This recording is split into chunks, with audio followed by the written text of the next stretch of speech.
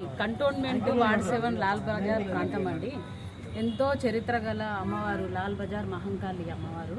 ఇక్కడ మొత్తం కంటోన్మెంట్లో ఎక్కడ జరగనంత వైభవంగా ఇక్కడ ఉత్సవం జరుగుతున్నది చాలా సంవత్సరాల నుంచి. నేను కూడా గత 95 నుంచి చూస్తున్నాను. ఇక్కడ చాలా గొప్ప విశేషమైన పండుగ జరుగుతుంది, లాల్ బజార్ మహంకాళి అమ్మవారు జరుగుతుంది. అట్లాంటి జాగాలో ఈరోజు ఇంత పెద్ద ప్రాంగణం ఖాళీగా ఉండి ఉత్సవం ఘనంగా జరుపుకోవడానికి మాకు అనుకూలంగా ఉండే. ఇప్పుడు ఇట్లా కబ్జాకు గురైతే ఉత్సవాలు ఎక్కడ చేసుకుంటాము, జరిపే జాతరలు ఎక్కడ జరుపుకుంటాము? ఇక్కడ ఉన్న మీరు అన్నట్టు ఇప్పుడు లీడర్ పేరు ఎవరిదో తీసిండ్రు. ఆ లీడర్లు గత 30 సంవత్సరాల నుంచి ఇక్కడ బోర్డు మెంబర్గా గెలుస్తున్నవారు, ప్రజలచే ఎన్నుకోబడిన వారు. ఏదన్నా ఉండని, గుడి ప్రాంతమే కానీ బడి ప్రాంతమే కానీ ఏదన్నా వాళ్ళ పరిధిలు అంటే వాళ్ళే పరిపాలిస్తున్నారు కాబట్టి కాపాడి పెట్టవలసిన బాధ్యత గల వాళ్ళు.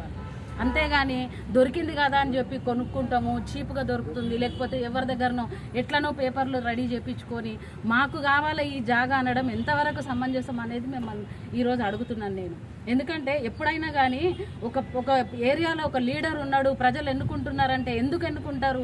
వాళ్ళు మనకు ఏదన్నా అభివృద్ధిలో తోడ్పడతారని చెప్పి, మనకు చుట్టుపక్కల పరిసరాలు మంచిగా చేస్తారని చెప్పి ఎన్నికల ద్వారా ఎన్నుకుంటున్నారు. అట్లాంటిది ఇక్కడ ఉన్న లాల్ బజార్ వార్డ్ 7 ప్రాంత ప్రజలందరూ 30 ఏళ్ల నుంచి, అంటే ఇన్ని సంవత్సరాల నుంచి ఎన్నుకుంటున్నారంటే వాళ్ళని గట్టిగా నమ్మిండ్రు కాబట్టి ఎన్నుకున్నారు. కానీ నమ్మిన వాళ్ళనే మోసం చేస్తారు అన్నట్టుగా ఈరోజు ఈ ప్రజలందరినీ మోసం చేసి అమ్మవారినే మోసం చేసి ఈ జాగా మాకు కావాలి మాదే అని. ఇంతకుముందు కూడా ఒక హోటల్ పెట్టిండ్రు, మీరు అందరు చూసిండ్రు.